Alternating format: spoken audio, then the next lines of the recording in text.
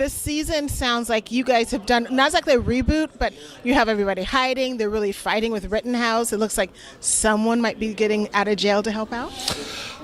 They are certainly going to need Garcia Flynn more than they would like to need Garcia Flynn, and he's going to leverage his utility in ways that may get him out of a jail cell soon, yes. I'm hoping that we'll be able to change time to bring his family back. Well, I never want to give away big details like that, but we're always looking to change time to make something better. But he's not the only one with family members lost. I mean, Lucy has her sister who's gone lost. Wyatt, had a wife who died prior to the beginning of our show. And so there's a lot of people that would like to tweak things a little bit, and Flynn's one of them.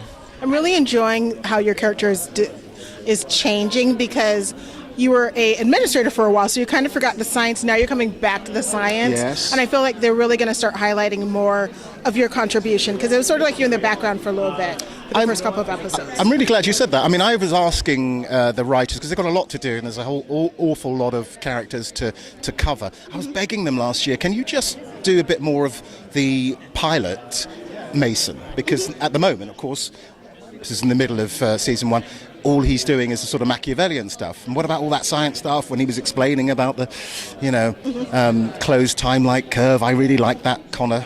And this season, we're getting much more of that side of him. And also the childish side of him, the side of him that's just in wonder. Kind of like Stephen Hawking that rest his soul. Somebody who not only was incredibly intelligent, but also had a kind of childlike wonder about the universe. And you get much more of that side of Connor this season. Yeah, I personally, I should rephrase what I said before. Connor's not bad. Connor was seduced by the money, like a lot of people were. Yeah. But I think this season they're going to start really appreciating his genius, not only in the science, but also putting together a team. Yeah, I mean, I think his choice of Gia and Rufus tells you that he's a man who likes to hire people who are not only smart and obviously very diverse, but are also good people. They're all good people. Even, last year we had Anthony, and Anthony was compromised. Yeah. They had they threatened his family. He wasn't a bad person. So yes. I think Connor's heart will be revealed this season. I hope people get to like him. You were a little mean to my boy, taking him down from the speech. I felt bad about that, but honestly, my main goal this year is to protect my team. And I did say in the previous episode, listen, he's lost everything.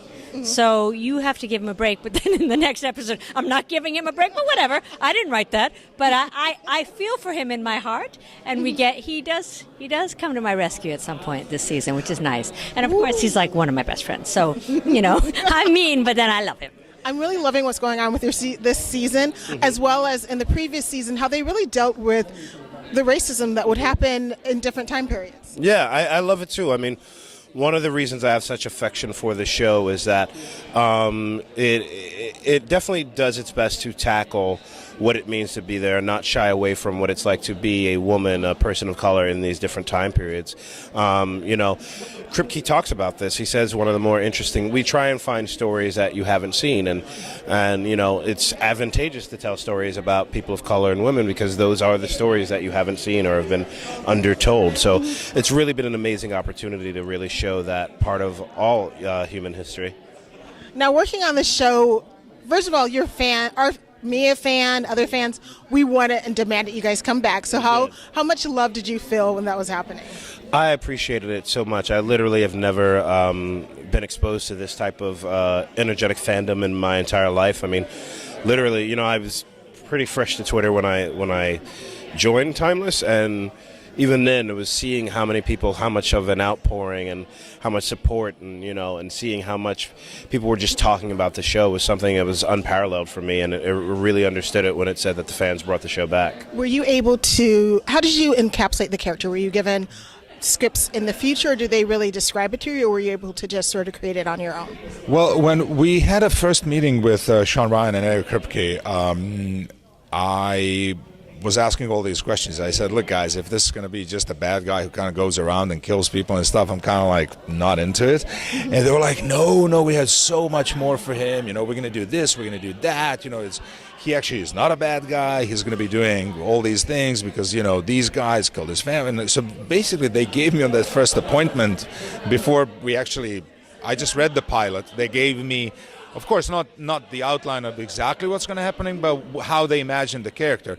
So I was like, I can easily play somebody like that. That's my favorite. You know, that you play somebody that's kind of like one of my favorite movies I've done, The Deep End, with Tilda Swinton. It's the similar character. He starts as a bad guy, kind of blackmails this woman, and then he kind of softens his heart, and he dies for her in the end, you know. So it's kind of like, I love those characters, you know. They need to redeem themselves, you know. They start kind of really bad. At least the audience thinks they're bad. In the case of Garcia Flynn, he did some things that are obviously unhinged, and you know, he does kind of carpet bombing, but he really believes that in order to achieve his goal, it's for the greater good. I mean, we heard that many times, for the greater good, but you know. Well, Rittenhouse is really, really, really bad, so I can't blame him for that. They're really bad. Yeah.